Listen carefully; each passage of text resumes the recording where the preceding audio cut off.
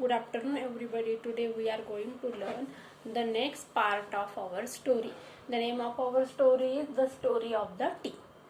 चला मग मागच्या लेक्चरमध्ये आपण काय बघितलं होतं, चहा हे जास्तीत जास्त लोकांकडून पिलं जाणारं पेय आहे. आता चहाचा उगम कसा झाला, चहामध्ये कुठल्या कुठल्या गोष्टी असतात हे आपण शिकलो. चहाचं उत्पन्न कुठं होतं, चहासाठी किती पाण्याची गरज असते, कुठली माती लागते आणि भारतामध्ये चहाचा आता प्रसार कसा झालेला आहे ते आपल्याला या पार्टमध्ये बघायचं आहे. चला तर मग चहाची गोष्ट बघूया आपण सगळे मिळून. पुस्तक ओपन करा सगळ्यांनी, पेज नंबर 19 काढा. Second passage. How and when did the people first begin to drink tea. How म्हणजे कसा आणि वेन म्हणजे केव्हा. Did people first begin to drink tea, लोक चहा प्यायला लागले, हा प्रश्न विचारलेला आहे. इंट्रोगेटिव्ह सेंटेन्स आहे. An amusing story has come down to us from Chinese legends. मग आता चिनी दंतकथांपासून आपल्यापर्यंत एक छान अशी अम्युझिंग म्हणजे मनोरंजक अशी स्टोरी आपल्यापर्यंत आलेली आहे. काय सांगितलंय बघा त्या स्टोरीमध्ये. इट इज सेड दॅट, असं सांगितलं जातं काय, emperor Shennong the father of Chinese agriculture and medicine. चीनमधला एक राजा होता, सम्राट होता, त्याचं नाव काय, एम्परर शिनॉंग. त्याला काय म्हटलं गेलेलं आहे बघा, the father of Chinese agriculture. Father म्हणजे जनक. या ठिकाणी चीनमधील जे ॲग्रिकल्चर म्हणजे काय, शेती, आणि मेडिसिन म्हणजे काय, वैद्यक. म्हणजे शेती आणि वैद्यक शास्त्राचा जो जनक आहे एम्परर शिनॉंग, याच्या बरोबर घडलेली एक गोष्ट आहे ती पुढे सांगितलेली आहे. वॉज ऑन हिज ट्रॅव्हल्स, तो एकदा प्रवास करत होता. काय झालं बघा मग. When a servant was boiling some water for the emperor to drink. आणि या सम्राटसाठी त्याचा एक नौकर होता, तो काय करत होता, पाणी गरम करून देत होता. कशासाठी, पिण्यासाठी. Just then a few leaves from a nearby tree blew into the boiling water. आणि त्याच वेळी काय झालेले बघा, आजूबाजूच्या झाडांवरून काही झाडाची पानं खाली पडली आणि ती पानं कुठं आलेली आहेत, त्या गरम पाण्यामध्ये ती पानं येऊन पडली. The water immediately change colour. आणि जे पाणी होतं, ज्या पाण्यामध्ये गरम होणारं पाणी होतं, त्या पाण्यामध्ये ती पानं पडलेली आहे आणि त्या पाण्याचा कलर अचानक बदलला. On drinking the water the emperor was amazed by the rich flavour. आणि ज्यावेळेस सम्राटने ते पाणी पिलं त्यावेळेस त्याला खूप छान वाटलं. कशामुळे, ते पाण्याला एक वेगळं चव होती आणि त्याचबरोबर refreshing quality for the resulting infusion. आणि त्या पाण्यामध्ये काय होतं, एक रिफ्रेशिंग म्हणजे ताजंतवानं करण्याचे गुणधर्म होते. जे पाणी सम्राटाकडून पिण्यात आलं ते पाण्यामध्ये खूप साऱ्या गोष्टी होत्या, ते पाण्यामध्ये रिफ्रेशिंग क्वालिटी होती. बघा या ठिकाणी, on drinking the water the emperor was amazed by the rich flavour. हे पॅसिव्ह व्हॉइसचं वाक्य आहे. Emperor was amazed by the rich flavour. मग या ठिकाणी ऍक्टिव्ह व्हॉइस कसं होणार, rich flavour amazed the emperor. आले लक्षात. पुढे लिहून घ्या हे सगळ्यांनी. काय उत्तर सांगितलं मी त्याचं, rich flavour amazed the emperor.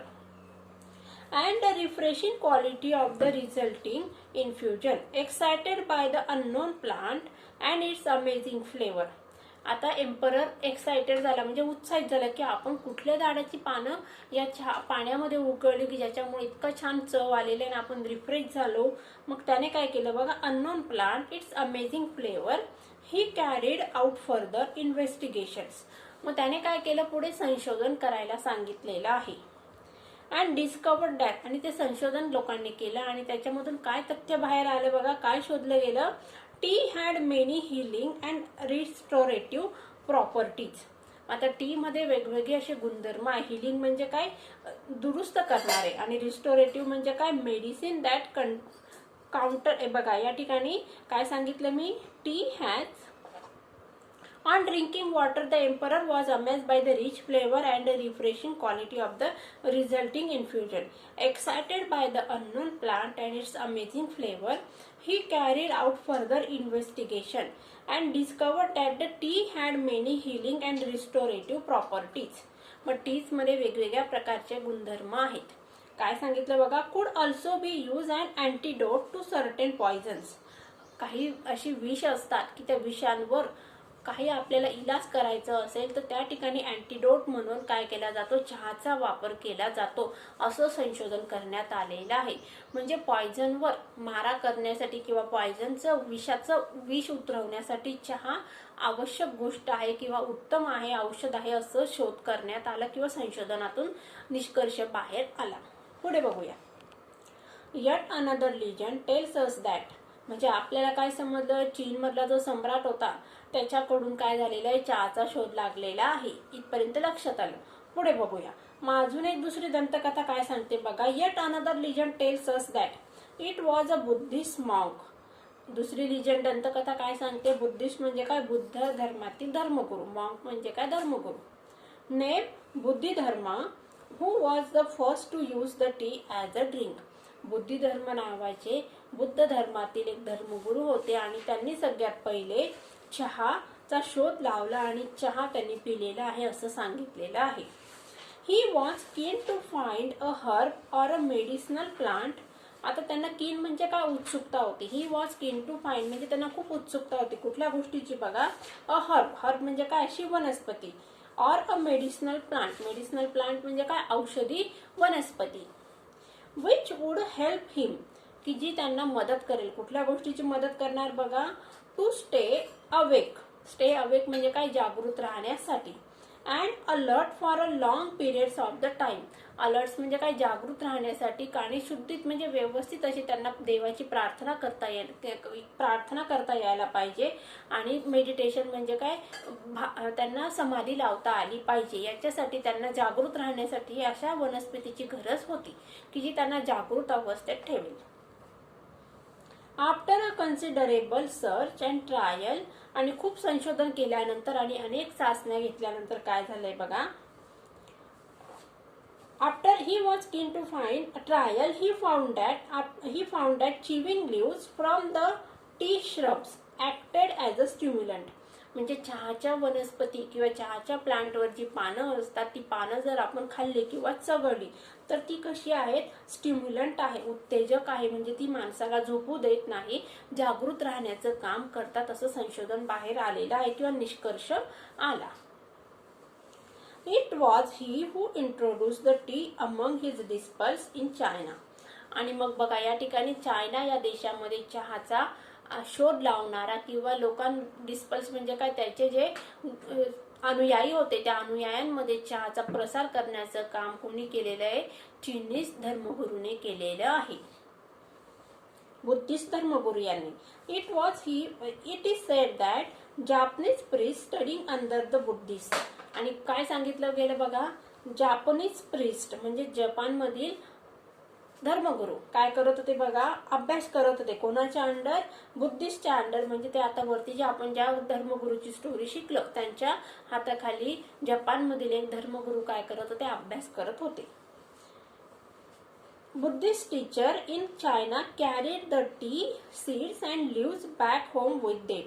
आणि ज्यावेळेस ते जपानमधील धर्मगुरू आपल्या देशामध्ये परत गेले आणि परत जाताना त्यांनी काय केलं आहे, मग चहाची बिया आणि काय नेलं त्यांनी बघा, पानं आपल्या बरोबर नेली. कुठं जाताना, जपानला परत जाताना त्यांनी चीन मधून काय केलेलं आहे, चहाची पानं आणि बिया आपल्या बरोबर नेल्या.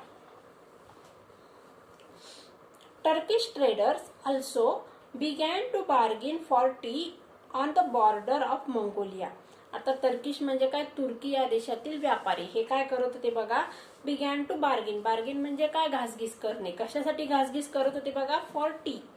चहा पत्तीसाठी ते काय करायला लागले, व्यापार करायला लागले. आणि व्यापार करताना काय करू लागले, कमी जास्त भाव करू लागलेले आहेत. आणि कुठं बघा, बॉर्डर ऑफ मंगोलिया. मंगोलिया या देशातील सीमेवर म्हणजे काय, मंगोलिया या देशातून तर तुर्कीमधील लोक काय करू लागले, व्यापारी काय करू लागले, चहापत्ती आपल्या देशामध्ये विकण्यासाठी घेऊन जाऊ लागले. हा या लाईनचा अर्थ होतो. In fact, the story goes that Chinese Emperor Hui Sung was so taken up with the tea that he set up a research into the best tea whisking methods and also hosted T making and tea testing tournaments in the court. आता बघा, चहाचं वेळ असणारा एक सम्राट आहे चीन मधला, त्याचं नाव काय सांगितलं, हुई सुंग. त्याने काय केलं बघा, ही सेटअप अ रिसर्च. त्याने काय केलं, संशोधन करण्यासाठी प्लांट्स टाकलेले आहेत आणि काय सांगितलं बघा, in to the best whisking methods and also hosted tea making and tea tasting and tournaments in the court. आणि त्याच्या दरबारामध्ये त्याने काय केलंय बघा, टुर्नामेंट म्हणजे काय, कॉम्पिटिशन ठेवलेलं आहे. कशासाठी, चहा बनवण्यासाठी आणि चहा पिण्याच्या त्याने काय केला, स्पर्धा ठेवल्या. कोणी, चीनी एम्पररने. आणि काय झालं बघा, so T minded was he. आणि इतका तो चहाचा भोक्ता होता की त्याचं एवढं चहावर प्रेम होतं. आता या ठिकाणी असर्टिव्ह सेंटेन्स कसं होणार बघा, so T minded was he was T, so T minded, हे याचं झालं assertive sentence. That he failed to notice that Mongolia had actually taken over his empire. आणि चहाच्या प्रेमामध्ये तो इतका बुडालेला होता की त्याच्या देशावर मंगोलिया या देशातील राजाने आक्रमण केलं आणि साम्राज्य पूर्णतः ताब्यात घेतलं. तरी बघा या हुई सुंगला काहीही समजलं नाही. एवढा तो चहाच्या प्रेमामध्ये व्यग्र होता. लक्षात आलं बघा इथपर्यंत चहाचं संशोधन कसं झालेलं आहे किंवा या ठिकाणी दंतकथा सांगितलेल्या आहेत. Thus the habit of drinking tea spread to Japan. मग आता या ठिकाणी चीनवरून मंगोलियावरून जपानपर्यंत चहाचा प्रसार झालेला आहे. युरोप अँड इंग्लंड, जपानमध्ये प्रसार झाला, युरोपमध्ये प्रसार झाला आणि इंग्लंडमध्ये पण चहा पोहोचलेला आहे. where it became a fashionable and popular drink among the people. आता लोकांमध्ये चहा पिणं हे काय झाली, मग फॅशन झाली आणि त्याचबरोबर पॉप्युलर म्हणजे काय, लोकप्रिय असं पेय झालेलं आहे. How did this magical beverage get its name. मग आता या पेयाला चहा हे नाव कसं पडलं. चहाबद्दलच्या दंतकथा आपण वाचल्या. आता चहा हे नाव कसं पडलेलं आहे त्याबद्दलची स्टोरी आपल्याला पुढच्या ह्या पॅसेजमध्ये दिलेली आहे. The Chinese character TU was first used in clearly inscriptions to describe the tea. आता चायना या देशामध्ये इन्स्क्रिप्शन म्हणजे काय, हस्तलिखित जे आहे त्यामध्ये चहाचा उल्लेख करताना काय केलं होतं बघा, टी आणि ॲपॉस्ट्रॉफी यू. बघा काय केलं होतं, चहा लिहिताना काय केलेलं होतं चायनामध्ये, टी अँड यू. याला चायनामध्ये असं इन्स्क्रिप्ट केलेलं होतं किंवा कोरण्यात आलेलं होतं चहाचा उल्लेख करण्यासाठी. But later the new character cha was develop to refer especially to the tea. आणि हे TU गेल्यानंतर काय आलं बघा, CHA. नंतर काय आलेलं आहे बघा, CHA. आता TU कॅन्सल झालं आणि त्याच्यानंतर CHA हे नाव चहाला देण्यात आलं. Cha was develop to refer especially to the tea. आता चहा TEAT याला जे नाव देण्यात आलं ते काय देण्यात आलेलं आहे बघा, TU देण्यात आलं सुरुवातीला, त्याच्यानंतर काय देण्यात आलं, CHA, cha. Okay. The word cha is now sometimes use in English to refer to China tea. मग आता चा हा शब्द आहे चायनामधला. मग आता इंग्लंडमध्ये काय केलं जात असतं बघा, चायना या देशातील जो चहा आहे, टी आहे, त्याला ओळखण्यासाठी CHA हे वर्ड वापरला जात असतो किंवा या नावाने प्रोनाऊन्स केलं जातं. And as we all know it is very close to the Hindi word chai. आणि आपल्याला सगळ्यांना माहिती आहे की CHA हा जो शब्द आहे चहा, हा आपला हिंदी भाषेमध्ये वापरला जाणारा शब्द आहे. चहासाठी चाय याच्याशी खूप मिळता जुळता आहे. Which is use all over India to refer the tea. आणि तोच शब्द मग चाय हा हिंदीमध्ये वापरला गेलेला शब्द आणि मराठीमध्ये चहा हा शब्द टी साठी वापरला जात असतो. अशा प्रकारे या पेयाला चहा हे नाव कसं पडलं याची माहिती आपण वरच्या पॅसेजमध्ये घेतली. चला पुढे बघूया. How did tea first come to India. भारतामध्ये चहा पहिल्यांदा कसा आला ते आपल्याला बघायचंय. आतापर्यंत आपण चहाचा उगम बघितला, चहाचं नाव बघितलेलं आहे, चहामध्ये असलेल्या क्वालिटीज बघितल्या. आता भारतामध्ये चहा कसा आला ते आपल्याला या पुढच्या पॅसेजमध्ये बघायचं आहे. Historians think that tea had been known in India as a medicinal plant. Historians म्हणजे काय, इतिहासकार काय म्हणतात बघा, भारतामध्ये चहाचा उल्लेख काय कशासाठी केला गेला बघा, हॅड बीन नोन कशा नावाने, कृष्ण नावाने ओळखलं जात होतं, तर ते मेडिसिनल प्लांट म्हणजे औषधी वनस्पती म्हणून चहाकडे बघितलं जात होतं. सिन्स एन्शंट टाइम्स म्हणजे पुरातन काळापासून भारतामध्ये चहा हे काय म्हणून ओळखलं जात असतं, तर एक औषधी वनस्पती म्हणून चहाकडे बघितलं जात होतं. But T was not drunk for pleasure on. Pleasure म्हणजे काय, आनंदासाठी चहा पिला जात नव्हता. म्हणजे भारतीयांना चहाची ओळख होती ती कशासाठी, तर औषधांमध्ये किंवा औषधी वनस्पती किंवा औषधी गुणधर्म असल्यामुळे चहाचा वापर केला जात होता, पण आनंदासाठी चहा पिला जात नव्हता. Until British began to establish plantations in the 19th century. मग कधीपासून भारतामध्ये मग चहा हे प्लेजर किंवा एक पेय म्हणून पिलं जाऊ लागलं, 19व्या शतकामध्ये इंग्रजांनी भारतामध्ये चहाची सुरुवात केली किंवा चहाचं प्लांटेशन केलेलं आणि त्यानंतर भारतामध्ये मग चहाचा प्रचार आणि प्रसार झाला.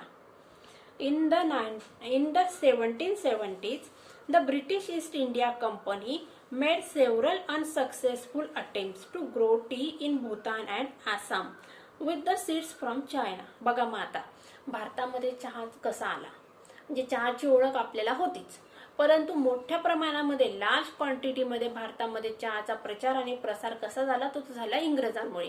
ईस्ट इंडिया कंपनीने काय केलेलं आहे बघा, आसाम आणि भूतान या राज्यांमध्ये काय केलेलं आहे, त्यांनी चायनामधून चहाच्या बिया आणल्या आणि त्या बिया आसाम आणि भूतान या ठिकाणी काय केले, त्यांनी या राज्यांमध्ये त्या बिया पेरल्या आणि त्यापासून चहाची वनस्पती उगवण्याचा किंवा ट्री प्लांट्स उगवण्याचा प्रयत्न केला. ऑल्दो दिस अटेम्प्ट्स फेल, परंतु ईस्ट इंडिया कंपनीच्या प्रयत्नांना काय झालं, यश आलं नाही. The botanist Robert Bruce in 1823 discovered tree plants growing wild in the upper Brahmaputra valley. आता बघा मग बॉटनिस्टचं नाव काय सांगितलेलं आहे बघा, रॉबर्ट ब्रूस यांनी काय केलं, 1823 मध्ये डिस्कवर्ड केलं. काय डिस्कवर्ड केलं, ट्री प्लांट्स चहाची वनस्पती growing in the wild upper Brahmaputra valley. ब्रह्मपुत्रेच्या अप्पर म्हणजे वरच्या भागामध्ये, वरच्या दऱ्यांमध्ये काय होतं, चहाचं प्लांटचं व्यवस्थित उत्पादन होतं हे त्यांनी शोधून काढलं. In May 1838, the first Indian tea from Assam was sent to England for public sale. आणि बघा मग 1838 मध्ये, मे महिन्याच्या 1838 मध्ये काय झालेलं आहे, भारतामधून चहा, आसाम मधून चहा हा इंग्लंड या देशामध्ये विकण्यासाठी पाठवण्यात आला. Since then, India has gone on to become one of the leading producers of the tea in the world. आणि तेव्हापासून मग भारत काय झालेला आहे, जगामध्ये चहाचं उत्पादन आणि सेल करणारा एक महत्त्वाचा देश बनलेला आहे. विद्यार्थ्यांनो आता remaining part of the story आपण नेक्स्ट लेक्चरला बघूया. तोपर्यंत सगळ्यांनी लेसन रीड करून ठेवायचं आहे. Take care and good bye.